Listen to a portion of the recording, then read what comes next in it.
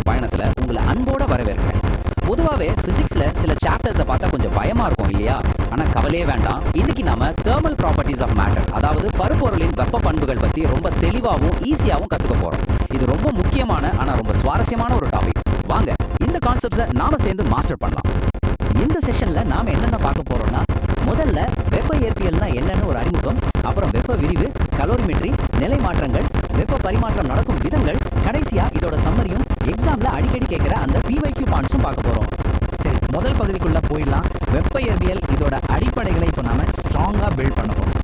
ஹீட்டுக்கும் டெம்பரேச்சருக்கும் என்ன வித்தியாசம்னு எனக்காவது யோசிச்சிருக்கீங்களா? ஒரு சின்ன உதாரணம் சொல்றேன். உயரத்தில் இருக்கிற ஒரு டேங்க்ல இருந்து கீழே இருக்கிற டேங்குக்கு தண்ணி தானாகவே பாயும் இல்லையா? அங்க தண்ணி ஓடுறதுக்கு காரணமே அந்த உயர வித்தியாசம் தான். அதே லாஜிக் தான் இங்கேயும். ரெண்டு பொருட்களுக்கு நடுவில் இருக்கிற அந்த வெப்பநிலை, அதாவது டெம்பரேச்சர் வித்தியாசத்தால பாயிற ஆற்றல் தான் வெப்பம் அல்லது ஹீட். அப்போ டெம்பரேச்சர்னா என்ன? ஒரு பொருள் எந்த அளவுக்கு சூடா அல்லது குளிர்ச்சியா இருக்குன்னு அளக்கிற ஒரு அளவுகோல், அவ்வளவுதான். இப்போ இந்த வெப்பநிலையை நாம எப்படி அளக்குறோம்? முக்கியமா 2 ஸ்கேல்ஸ் யூஸ் பண்றோம், செல்சியஸ் அப்புறம் கெல்வின். இதுல நீங்க ரொம்ப கவனிக்க வேண்டிய விஷயம் என்னன்னா, இந்த 2 ஸ்கேல்லையும் ஒரு யூனிட்டோட அளவு எக்ஸாக்டா 1 தான். அதாவது 1 டிகிரி செல்சியஸ் மாறுச்சுன்னா அது சரியா 1 கெல்வின் மாறுதலுக்கு சமம். செல்சியஸை கெல்வினா மாற்றணும்னா ரொம்ப சிம்பிள். T = Tc + 273.15 அப்படிங்கிற அந்த ஃபார்முலாவை யூஸ் பண்ணிக்கலாம். இந்த நம்பரை நல்லா மைண்ட்ல ரெஜிஸ்டர் பண்ணிக்கோங்க. -273.15 டிகிரி செல்சியஸ். இதுதான் அப்சல்யூட் ஜீரோ அல்லது தனிச்சுழி வெப்பநிலைன்னு சொல்லுவோம். தியரி படி பார்த்தா இந்த பர்டிகுலர் டெம்பரேச்சர்ல ஒரு கேஸோட பிரஷர் முற்றிலுமா 0 ஆயிடும். நம்ம கெல்வின் ஸ்கேல் ஆரம்பிக்கிறதே இங்கிருந்து தான், அதாவது 0K. அடுத்து பகுதி 2, வெப்ப விரிவு. வெப்பத்தை கொடுக்கும் போது பொருட்கள் எப்படி ரியாக்ட் பண்ணுதுன்னு பார்க்கலாம். இந்த டேபிளை கொஞ்சம் கவனிங்க. இதுல பொருட்களோட நீள்விரிவு குணகம், அதாவது கோஎஃபிஷியன்ட் ஆஃப் லீனியர் எக்ஸ்பான்ஷன் கொடுத்திருக்காங்க. தாமிரம் அப்புறம் கண்ணாடி, இந்த ரெண்டையும் கம்பேர் பண்ணி பாருங்களேன். ரெண்டுக்கும் ஒரே அளவு வெப்பத்தை கொடுத்தாலும் கண்ணாடியை விட தாமிரம் சுமார் 5 மடங்கு அதிகமா விரியும். இதுல இருந்து என்ன தெரியுது? பொதுவாவே உலோகங்கள், அதாவது மெட்டல்ஸ், வெப்பத்தால ரொம்ப சீக்கிரமாவும் அதிகமாகவும் விரிவடையும். குளிர்காலத்துல ஏரிகள் எல்லாம் ஏன் மேலிருந்து கீழாக உறையுதுன்னு எப்போதாவது நீங்க யோசிச்சிருக்கீங்களா? இதுக்கு காரணம் நீரின் முரண்பட்ட விரிவு, அனாமலஸ் எக்ஸ்பான்ஷன் ஆஃப் வாட்டர். பொதுவா தண்ணி 4 டிகிரி செல்சியஸ்ல இருக்கும்போது தான் அதோட அடர்த்தி, அதாவது டென்சிட்டி ரொம்ப அதிகமா இருக்கும். அதனால மேலே இருக்கிற தண்ணி குளிர்ந்து உறையும் போது 4 டிகிரி செல்சியஸ்ல இருக்கிற அந்த அடர்த்தியான தண்ணி கீழே செட்டில் ஆகிடும். இது உள்ளே இருக்கிற மீன்கள் மாதிரியான உயிரினங்களை அப்படியே காப்பாத்துற இயற்கையோட ஒரு அற்புதமான மேஜிக். அடுத்து பகுதி 3க்கு வந்தாச்சு. கலோரிமெட்ரி, அதாவது வெப்பத்தோட கணிதம். தன்வெப்ப ஏற்புத்திறன், இங்கிலீஷ்ல ஸ்பெசிபிக் ஹீட் கெப்பாசிட்டின்னு சொல்லுவோம். இந்த அட்டவணையில தண்ணியோட மதிப்பை பாருங்க, 4186. மற்ற எல்லா பொருட்களை விடவும் தண்ணிக்கு இது ரொம்ப ரொம்ப அதிகம். இதனாலதான் கார் ரேடியேட்டர்கள்ல தண்ணியை ஒரு பெஸ்ட் கூலண்டா யூஸ் பண்றாங்க. அது மட்டும் இல்லாம நம்ம சென்னை மாதிரி கடற்கரையோர நகரங்கள்ல கிளைமேட் ரொம்ப எக்ஸ்ட்ரீமா போகாம ஒரே மாதிரி இருக்கிறதுக்கும் தண்ணியோட இந்த உயர்ந்த தன்வெப்ப ஏற்புத்திறன் தான் முக்கிய காரணம். ஸ்டூடெண்ட்ஸ் அலர்ட்டா இருங்க, இது ஒரு முக்கியமான PYQ ஏரியா. ஒரு சூடான பொருளையும் குளிர்ந்த பொருளையும் மிக்ஸ் பண்ற கணக்குகள்னா நிறைய பேருக்கு ஒரு தயக்கம் வரும். ஆனா ட்ரஸ்ட் மீ, இது ரொம்ப ரொம்ப சிம்பிள். கலோரிமெட்ரி கணக்குகளை ஈஸியா சால்வ் பண்ண இதை மட்டும் ஞாபகம் வச்சுக்கோங்க. இது 2 ஃப்ரெண்ட்ஸ்க்கு நடுவில் நடக்கிற ஒரு சிம்பிளான பண பரிமாற்றம் மாதிரி தான். ஒருத்தர் கொடுக்குற முழு பணத்தையும் இன்னொருத்தர் வாங்கிக்கிறாரு. அதே மாதிரி தான் இங்கேயும். சுற்றுப்புறத்துக்கு வெப்பம் சிதறல அப்படின்னா இழந்த வெப்பம் = ஏற்ற வெப்பம், ஹீட் லாஸ் = ஹீட் கெயின். இந்த ஒரு சிம்பிள் ஈக்குவேஷன் போதும், உங்களுக்கு கரெக்டான ஆன்சர் வந்துடும். இப்போ பகுதி 4, நிலை மாற்றங்கள் மற்றும் உள்ளுறை வெப்பம் பத்தி பார்க்கலாம். ஒரு ஐஸ் கட்டி தண்ணியா உருகும் போதோ இல்ல தண்ணி ஆவியாகும் போதோ ரொம்ப சுவாரஸ்யமான ஒரு விஷயம் நடக்கும். அதோட ஸ்டேட் மாறுற இந்த பர்டிகுலர் நேரத்துல நாம தொடர்ந்து ஹீட் பண்ணிக்கிட்டே இருந்தாலும் அதோட டெம்பரேச்சர் கொஞ்சம் கூட மாறாம அப்படியே ஸ்டேபிளா இருக்கும். இதை தான் நாம உள்ளுறை வெப்பம் அல்லது லேட்டன்ட் ஹீட்னு சொல்றோம். இதோட ஃபார்முலா Q = ml. டெம்பரேச்சரை மாத்தாம அந்த பொருளோட நிலையை மட்டும் மாத்துறதுக்கு தேவைப்படுற எனர்ஜி தான் இது. இந்த எனர்ஜி மொத்தமும் அந்த மூலக்கூறுகளுக்கு இடையில இருக்கிற பாண்ட்ஸை உடைக்கவே சரியா போயிடும். அதனாலதான் அங்க டெம்பரேச்சர் அதிகமாகிறதே இல்லை. நீட் JE ஆஸ்பிரண்ட்ஸ், ஸ்கிரீனை நல்லா கவனிங்க. இந்த நம்பர்ஸை நீங்க கண்டிப்பா மெமரைஸ் பண்ணி தான் ஆகணும். ஐஸ் உருகும் போதான உள்ளுறை வெப்பம் 3.33 × 10⁵ J/kg.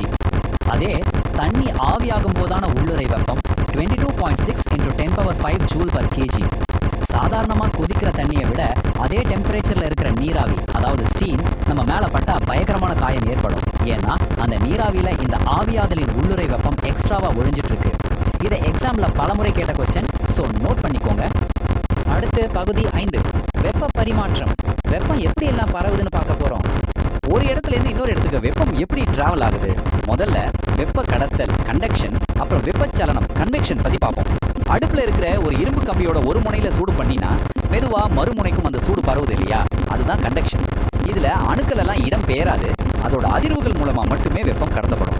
ஆனா ஒரு பாத்திரத்துல தண்ணி கொதிக்கும் போது பாத்தீங்கன்னா சூடான தண்ணி மேலேயும் குளிர்ந்த தண்ணி கீழேயும் மூவ் ஆகி வெப்பத்தை பரப்பும்.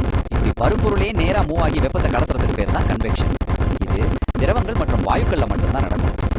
இந்த வெப்பச்சலனத்துக்கு அதாவது கன்வெக்ஷனுக்கு இயற்கையில இருக்கிற பெஸ்ட் எக்ஸாம்பிள் கடல் காற்று, சீ பிரீஸ். பகல் நேரத்துல கடலை விட நிலப்பரப்பு ரொம்ப வேகமா சூடாகிடும். அதனால நிலத்துக்கு மேல இருக்கிற காற்று சூடாகி வெயிட் குறைஞ்சு மேல எழும்பிடும். இப்போ அங்க உருவான அந்த வெற்றிடத்தை நிரப்புறதுக்காக கடல்ல இருந்து குளிர்ந்த காற்று நிலத்தை நோக்கி வேகமா வீசும். இதுதான் பீச்ல நமக்கு கிடைக்கிற அந்த சில்லுன்னு காத்துக்கான சீக்ரெட். மூன்றாவது முறை தான் வெப்ப கதிர்வீச்சு, ரேடியேஷன். நடுவுல எந்த ஒரு ஊடகமும் அதாவது மீடியமும் இல்லாம எலக்ட்ரோ மேக்னெட்டிக் வேவ்ஸா வெப்பம் டிராவல் ஆகிறது தான் கதிர்வீச்சு. பல கோடி கிலோமீட்டர் தூரத்துல இருக்கிற சூரியன்ல இருந்து எந்த ஒரு மீடியமும் இல்லாத விண்வெளி வழியா பூமிக்கு வெப்பம் வந்து சேருது இல்லையா, அது இந்த முறையில தான், அதுவும் லைட்டோட ஸ்பீட்ல டிராவல் பண்ணி வருது. மாணவர்களே, இது ரொம்ப ரொம்ப முக்கியமான PYQ அலர்ட்.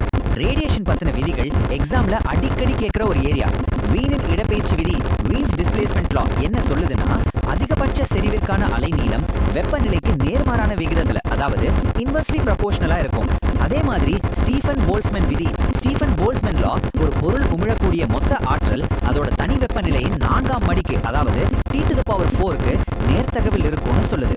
இந்த 2 விதிகளோட ஃபார்முலாஸையும் ஒரு பேப்பர்ல எழுதி வச்சு நல்லா பிராக்டிஸ் பண்ணுங்க. ஸ்கிரீன்ல இருக்கிற இந்த நம்பரை அப்படியே உங்க மைண்ட்ல ஒரு போட்டோ மாதிரி கேப்சர் பண்ணிக்கோங்க. 5.67 × 10⁻⁻8. இதுதான் Stephen Boltzmann constant sigma. Exam ஹால்ல நியூமெரிக்கல்ஸை வேகமா சால்வ் பண்ண இந்த வேல்யூ உங்களுக்கு ஃபிங்கர் டிப்ஸ்ல இருக்கணும். அடுத்ததா நியூட்டனின் குளிர்வு விதி, நியூட்டன்ஸ் லா ஆஃப் கூலிங். உங்க டேபிள் மேல ஒரு சூடான டீ கப்பை வச்சிருக்கீங்கன்னு வச்சுப்போம். அது ஆரம்பத்துல ரொம்ப வேகமா சூடு குறையும். ஆனா அதோட டெம்பரேச்சர் ரூம் டெம்பரேச்சரை நெருங்க நெருங்க அந்த டீ குளிர்ற வேகம் கொஞ்சம் கொஞ்சமா குறைஞ்சிக்கிட்டே போகும். இதுதான் நியூட்டனோட குளிர்வு விதி. சரௌண்டிங்ஸ்க்கும் பொருளுக்கும் நடுவில் டெம்பரேச்சர் டிஃபரன்ஸ் அதிகமாக இருக்கும்போது ரொம்ப வேகமாக கூலிங் நடக்கும் அப்படிங்கிறத இது தெளிவாக விளக்குது. பகுதி 6, சுருக்கம் மற்றும் PYQ. இது வரைக்கும் நாம கத்துக்கிட்டதை குயிக்கா ரீகால் பண்ணலாம். கரும்பொருள் கதிர்வீச்சு, அதாவது பிளாக் பாடி ரேடியேஷன் பத்தின ரொம்ப முக்கியமான ஒரு கான்செப்ட் இது. மற்ற கலர்ஸை விட கருப்பு நிற பொருட்கள் வெப்பத்தை ரொம்ப வேகமா உறிஞ்சும், அதே சமயம் உமிழவும் செய்யும். அதனாலதான் சம்மர் டைம்ல நம்ம பிளாக் கலர் ட்ரெஸ் அவாய்ட் பண்ணிட்டு லைட் கலர் இல்லைன்னா ஒயிட் கலர் ட்ரெஸ் அதிகமா போடுறோம். வெளிர் நிறங்கள் வெப்பத்தை அதிகம் உறிஞ்சாம தடுத்து நம்ம பாடியை கூலா வச்சுக்கும். மாணவர்களே, இவ்வளோ பெரிய முக்கியமான கான்செப்ட்ஸை ரொம்ப அமைதியாகவும் அதே சமயம் ஆழமாகவும் கற்றுக்கிட்ட உங்களுக்கு என்னோட பெரிய பாராட்டுகள். வெப்பம், வெப்ப விரிவு, கொலோரிமெட்ரி, நிலைமாற்றங்கள், வெப்ப பரிமாற்ற விதிகள்னு எல்லாத்தையும் நம்ம ரொம்ப கிறிஸ்டல் கிளியரா பார்த்துட்டோம்.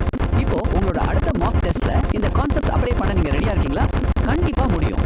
இதே கான்ஃபிடன்ஸோட ப்ரீவியஸ் இயர் கொஸ்டின்ஸை சால்வ் பண்ணி பாருங்க. இந்த செஷன் உங்களோட ப்ரிப்பரேஷனுக்கு ஒரு சூப்பரா பேஸ்மெண்டா இருக்கும்னு நம்புறேன். All the best.